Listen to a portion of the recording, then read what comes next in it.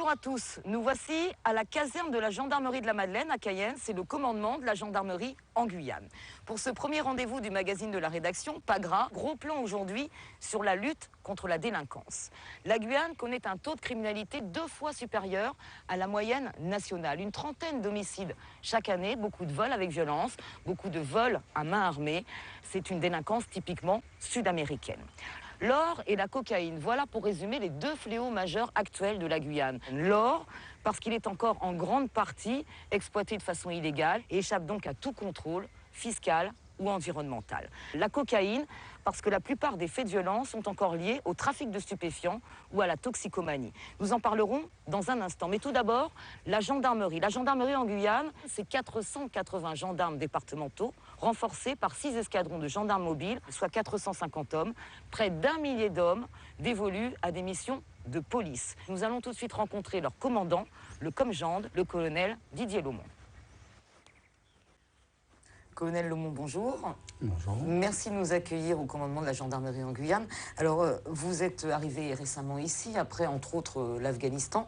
La guerre, vous connaissez donc. Ici, c'est une autre guerre. C'est la guerre contre l'orpaillage illégal, contre la déforestation, les pollutions des rivières. Cette lutte a déjà fait des victimes. Il y a beaucoup d'enfants amérindiens malades.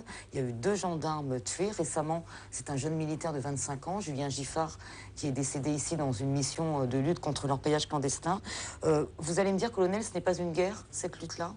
Ce n'est pas une guerre parce que nous sommes sur le territoire national, nous sommes en France, donc nous devons de rester dans les règles françaises, mais quelque part, vu les moyens engagés, vu les circonstances dans lesquelles ça se déroule, ça peut ressembler à des opérations telles que nous pouvons les développer ou telles que, effectivement, les gendarmes que je commandais en Afghanistan développaient, l'ennemi, évidemment, étant différent. Nous avons en face de nous un adversaire qui est parfois quand même déterminé et nous devrons développer des méthodes et des moyens adaptés pour justement lutter contre cet adversaire. Est-ce que vous avez senti un peu cette montée en puissance de la violence vis-à-vis des garimberos? Aujourd'hui, ils n'hésitent pas à harponner les pirogues. C'est de plus en plus dangereux, votre métier en forêt? Il y a des réactions de plus en plus virulentes, effectivement, des garimperos, des étrangers à situation irrégulière qui sont à l'intérieur de la forêt, peut-être parce que nous les poussons aussi un peu trop, et nous menaçons leur commerce, leur travail, et qui veulent défendre leur dernier précaré. Mais il est vrai que maintenant, ils n'hésitent pas à s'en prendre à nous pour tenter de forcer les barrages, à charge pour nous de développer des moyens et l'emploi d'armes que nous avons au sein du GI2G, qui nous permettent de les stopper sans évidemment leur porter trop de préjudice, mais pour être efficaces. Alors vous parlez justement de cette délinquance typique sud-américaine. Est-ce qu'on ne devrait pas adapter la réponse répressive à justement cette délinquance particulière qu'on connaît ici?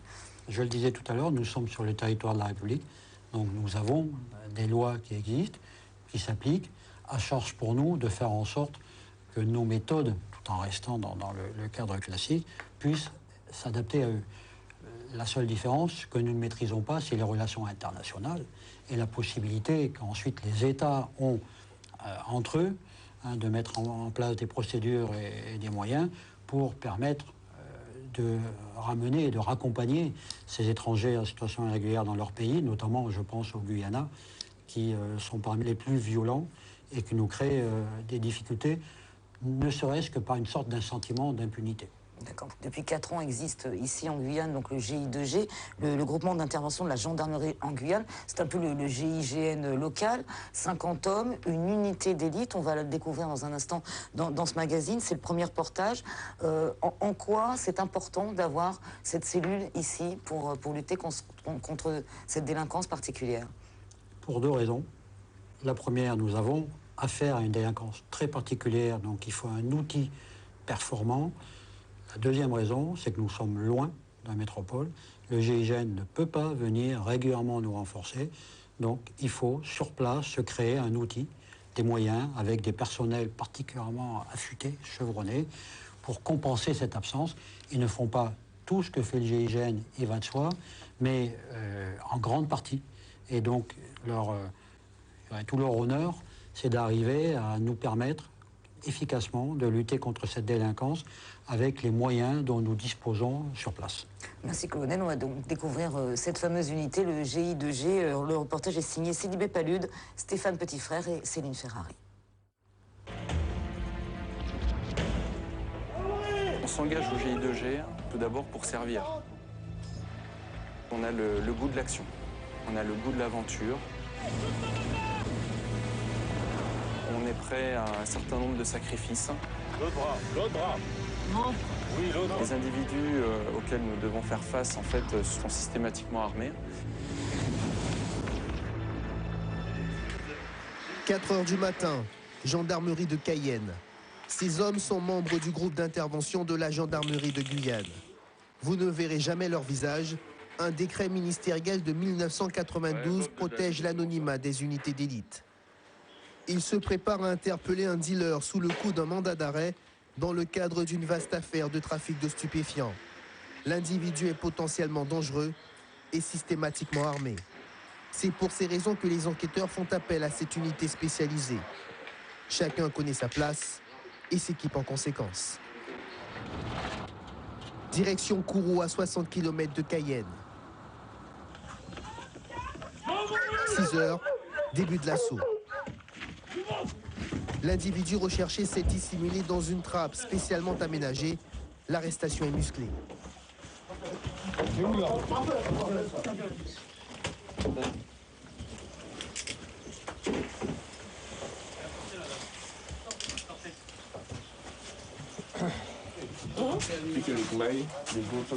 C'est toi. Vous énervez pas, madame. Vous énervez pas.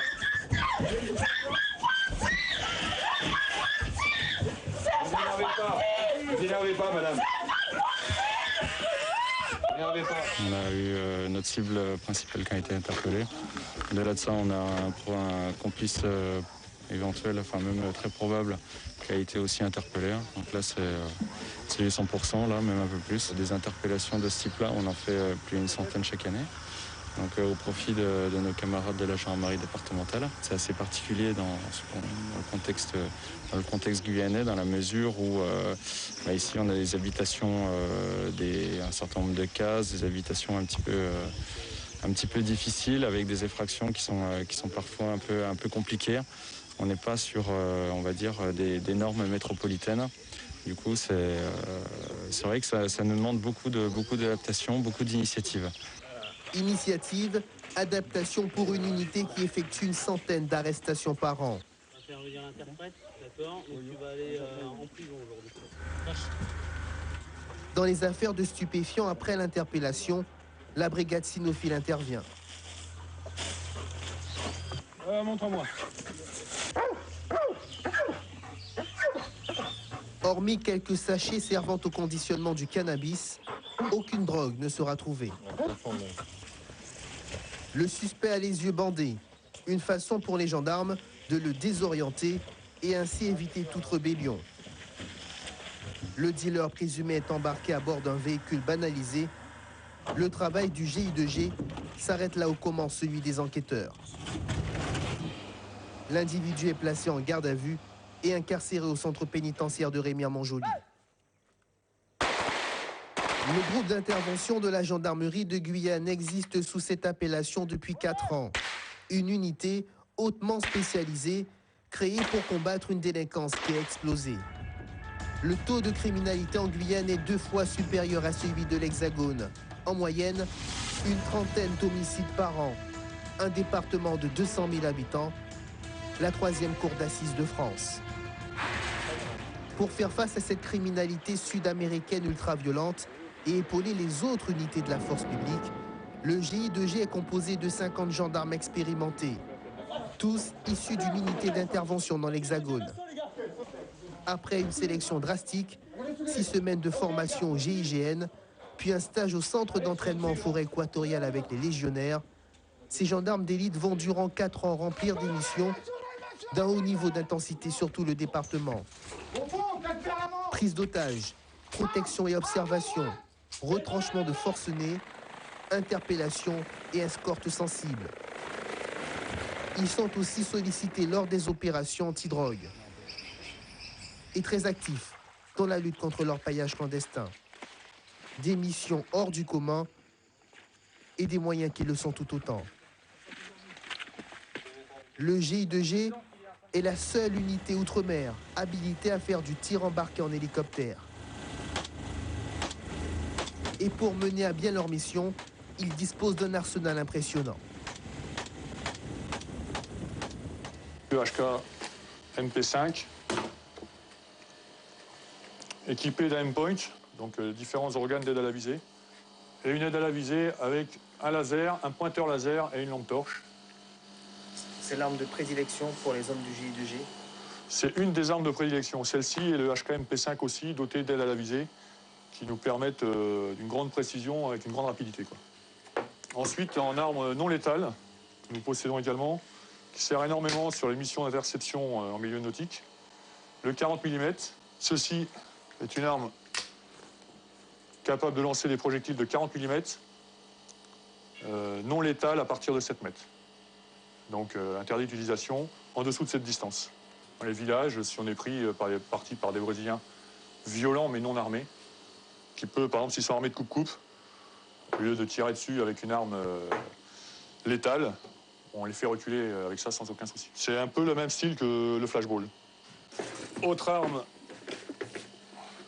qui est très intéressante puisqu'elle est aussi qui est paralysante, le taser, connu de beaucoup de personnes, qui peut être utilisé de différentes façons. Donc soit ce qu'on appelle en mode choker. Donc on applique simplement les deux petites électrodes sur une partie du corps de l'individu arrêté. On injecte le faisceau électrique. Et là, il est au niveau d'un muscle tétanisé et il se laisse manipuler plus facilement. Et si toutefois l'individu est en fuite, on ajoute cette petite cartouche. Au moment de la pression de la détente, libère deux câbles de 7 mètres de long à peu près.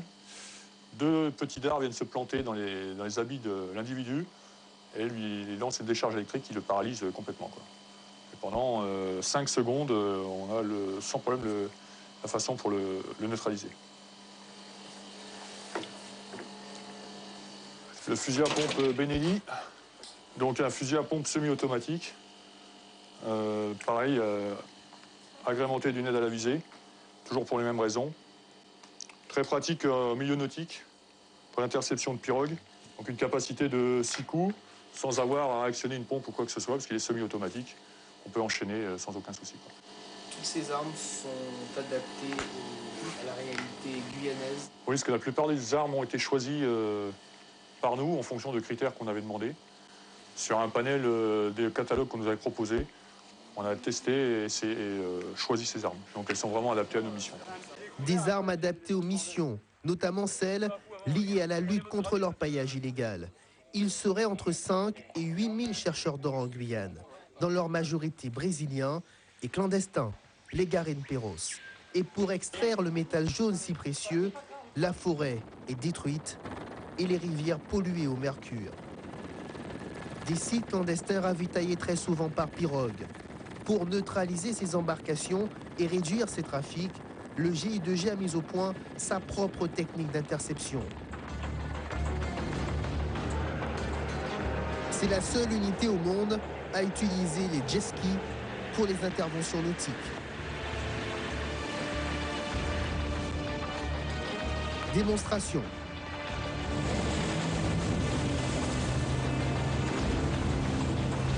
Les vagues successives désorientent le piroguier. Et c'est là qu'intervient l'assaut.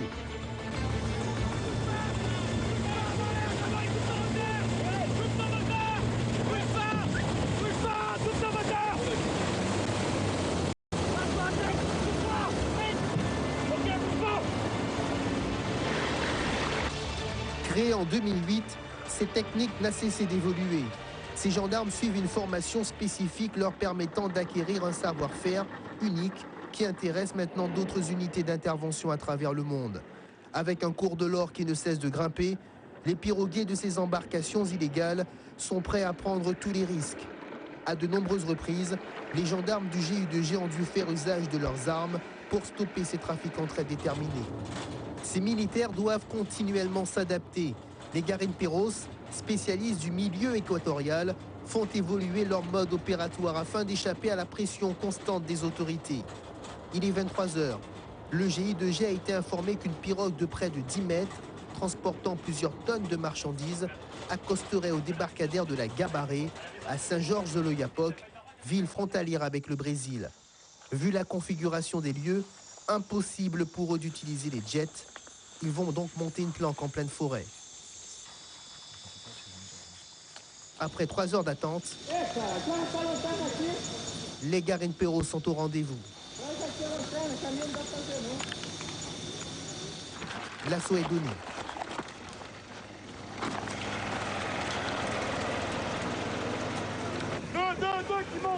Pour ne pas se faire prendre, certains sautent à l'eau.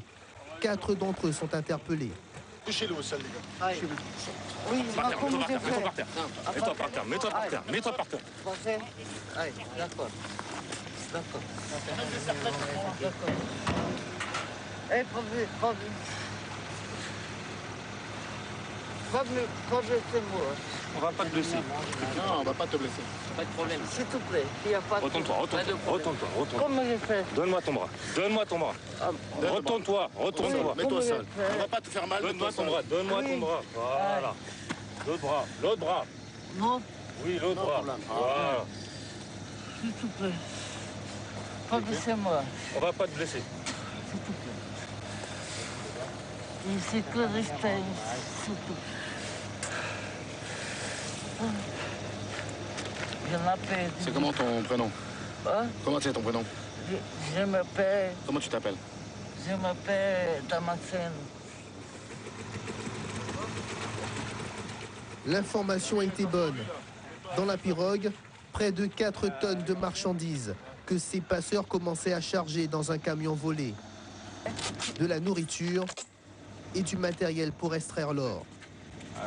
Et pour que les Garimperos ne manquent pas de viande fraîche sur les sites d'orpaillage, 4 porcs de près de 80 kilos ont été embarqués.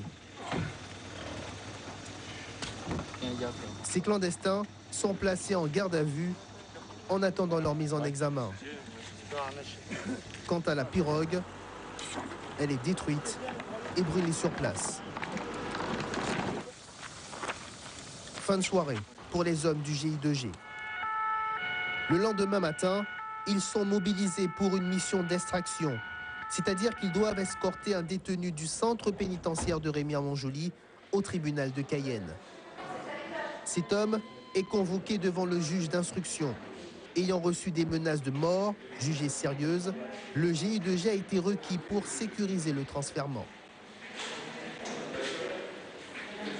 Aucun incident au cours de cette mission.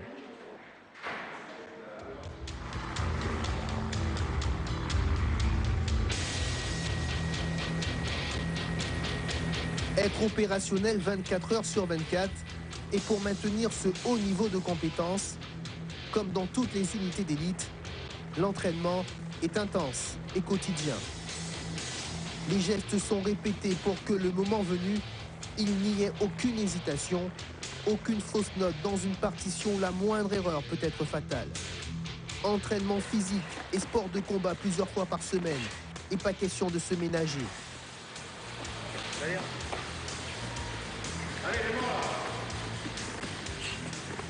Attitude, toujours, on est face à la cible, les 2 épaules face à la cible. On prend son temps, on aligne, les 2 yeux ouverts et on enquille le tir. D'accord? Veillez à travailler sur le groupé, hein. Un bon groupé. Allez, pour un tir de précision de 10 fois une cartouche sur les cibles correspondant à vos emplacements. Arme position départ en service.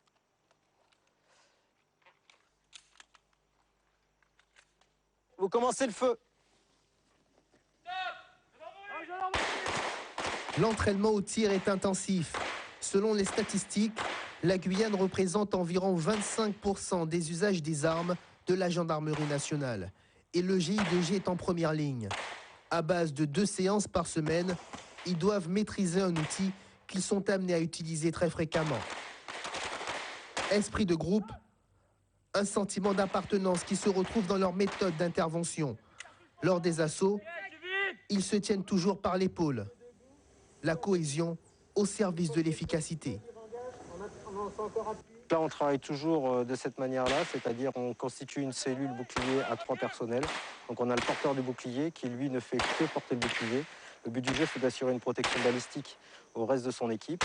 Et ensuite, il a un appui-feu à droite et à gauche pour pouvoir avoir une réponse de tir à droite ou à gauche en fonction de la situation de la menace, du positionnement de la menace. Donc on se déplace toujours de cette manière-là. Les 2 équipiers qui sont positionnés derrière le bouclier profitent de la protection balistique et donc ils tiennent leur arme à une main donc pour être en mesure au moment opportun d'appliquer un feu sur la menace lorsqu'elle surgit. Le délai entre l'exercice et la pratique est très court pour cette unité d'élite. Le GI2G doit être prêt à réagir à la demande. Ça se passe sur 2 niveaux avec un escalier central. Et cette fois, c'est la police nationale qui fait appel à eux pour une interpellation domiciliaire de grande envergure. On peut avoir une population collatérale qui n'a rien à voir avec notre affaire. Là, on a audition de voyous 20 ou 30 par 15, quoi. On a des individus interpellés qui sont vraiment très dangereux, qui ont un pédigré, qui sont connus pour ça. À partir de là, on a des professionnels au sein de la gendarmerie. On a un groupe d'intervention qui est capable de nous épauler. Donc il serait ridicule de ne pas les utiliser. Donc on a sollicité la gendarmerie. C'est un partenariat qu'on fait assez régulièrement parce que ce sont encore une fois de grands professionnels. Ce qui veut dire que nous, dans ce cas-là, nous n'avons à nous préoccuper que de l'aspect procédural des choses. Ces individus et leurs complices sont soupçonnés d'un homicide qui a suscité l'émoi dans la population. C'était le 12 juin 2010. Un père de famille de 29 ans est abattu devant un distributeur de billets à Cayenne. Un meurtre pour 40 €. Rendez-vous à la brigade de Kourou. Pour cette intervention conjointe, police, gendarmerie, une trentaine d'hommes est mobilisée. Et c'est le GI2G qui coordonne cette opération. Usage des armes dans le respect des textes réglementaires. On ne connaît pas les lieux à l'intérieur, on ne sait pas le nombre de personnes qui y a à l'intérieur. Donc on peut retrouver n'importe qui, il peut y avoir des gens qui sont totalement étrangers à l'affaire. Donc si jamais il y a un cas d'usage des armes, on privilégie les tirs fichants en raison de la multiplicité des positions sur zone. D'accord ? Dans tout état de cause, vous annoncerez clair qu'à partir du moment où vous avez clairement fouillé toute la zone. Ok, j'ai pas envie de me retrouver avec un lascar qui était planqué, qu'on n'avait pas vu et qui a surgi au dernier moment avec un calibre à la main. Donc clairement, top action. Allez, allez, allez, allez, allez. Stop, stop, stop, stop.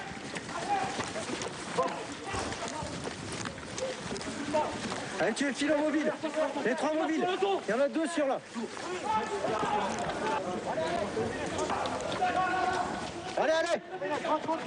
Vite, vite, vite. Calmez-vous, calmez-vous. Les gars, là, traitez-le, celui-là. Calmez-vous, calmez-vous. On tient des fracs à mort, des fracs. Allez, compte rendu, les gars. Personne qui est descendu, gros. C'est clair, c'est sûr?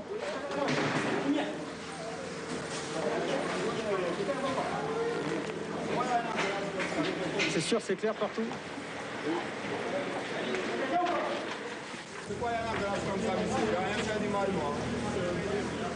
Ok, donc pour tous, vous laissez juste 2 éléments à l'intérieur. Pour le reste, vous en mettez au niveau du véhicule. Il y a un gars qui reste ici pour le moment. Vous maintenez juste une surveillance à hauteur de 2 personnels sur chaque site. 3 personnes sont arrêtées, dont une en possession d'une arme blanche. Certaines d'entre elles seront placées en garde à vue. Le squat est sécurisé, les enquêteurs prennent le relais et fouillent les lieux à la recherche d'indices. Et au milieu de cette agitation, cette fillette de 7 ans, traumatisée.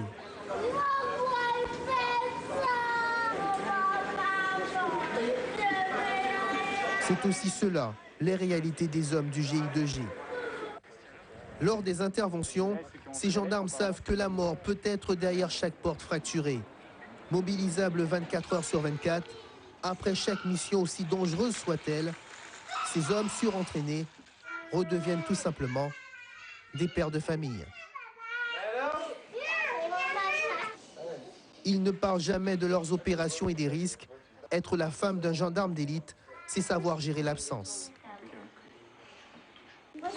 Qu'est-ce qui est le plus difficile lorsque votre mari part en mission? C'est l'attente, le fait de ne pas avoir de nouvelles? Il ne faudrait pas avoir de nouvelles. Parce qu'en Guyane, les téléphones ne passent pas quand ils sont en forêt. Ce qui fait qu'en fait, on peut être 15 jours sans nouvelles. Et les seules nouvelles enfin, si le téléphone sonne, en fait, et qu'on a des nouvelles de notre mari, c'est pour une mauvaise nouvelle. Donc en général, on se dit, pas de nouvelles, bonne nouvelle. Mais on voudrait raconter des choses qui se passent avec les enfants, des choses de tous les jours, et on ne peut pas communiquer. Donc c'est ça qui est difficile, en fait. Est-ce que vous vivez avec la peur, la crainte que votre mari ne rentre pas? Non, je ne veux pas vivre en pensant à ça. Parce que sinon, après, on a le stress en permanence si on ne vit plus. Donc, non, je préfère pas l'imaginer. Je sais que c'est possible, donc je lui demande à chaque fois de faire attention, mais je n'imagine pas. Ne pas penser au sacrifice ultime. Le lendemain, le GI2G est engagé dans une vaste opération de lutte contre l'orpaillage illégal. 6 hélicoptères, 59 militaires, pour prendre d'assaut le site clandestin de Repentir sur la commune de Saül. C'est l'un des plus productifs de Guyane. À quelques mètres du site, les hommes du GI2G descendent en corde lisse à 20 mètres du sol sans harnais de sécurité.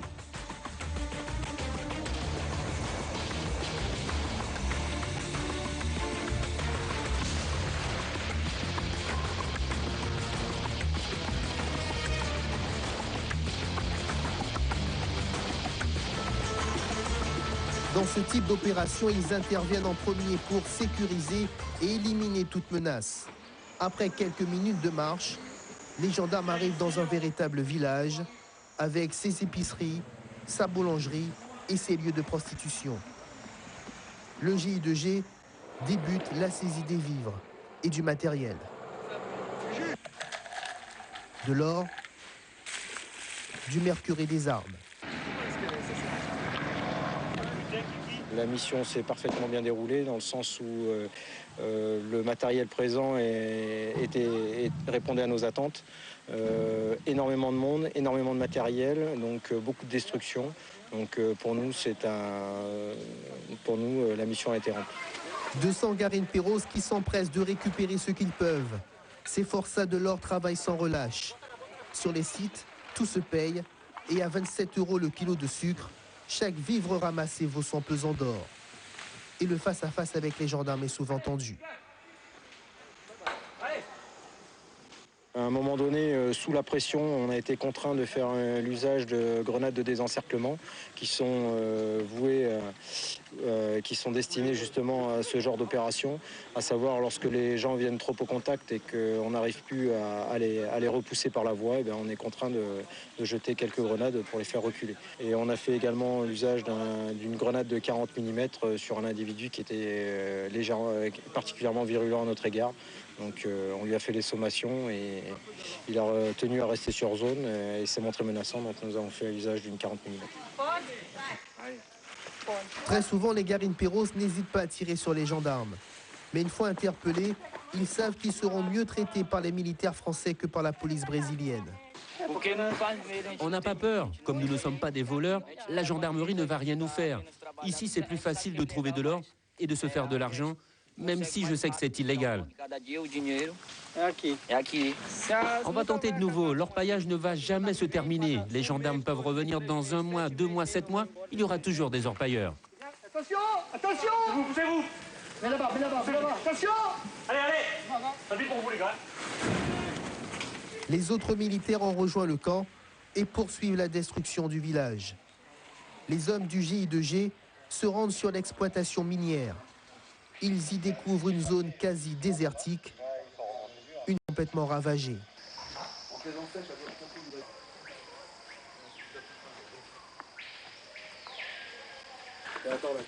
Plus loin, une cinquantaine de puits de plusieurs mètres de profondeur. Les gendarmes vont les rendre inutilisables sous le regard des Garin-Perros.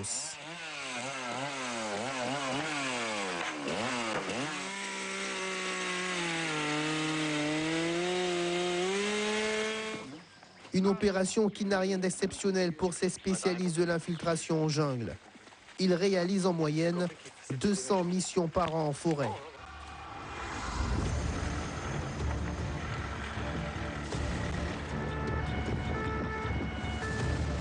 Le groupe d'intervention de la gendarmerie de Guyane est très sollicité, dans un département sous pression constante.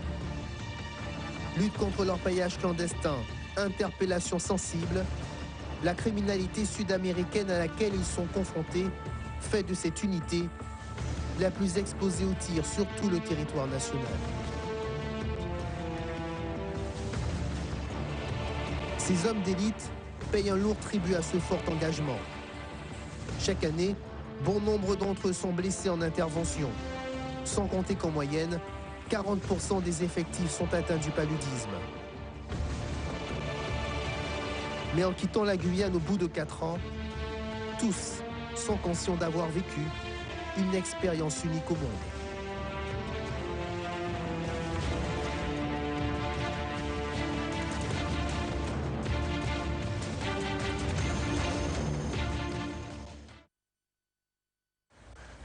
Voilà, retourne à la caserne de la Madeleine avec le colonel Strub. Bonjour. Bonjour.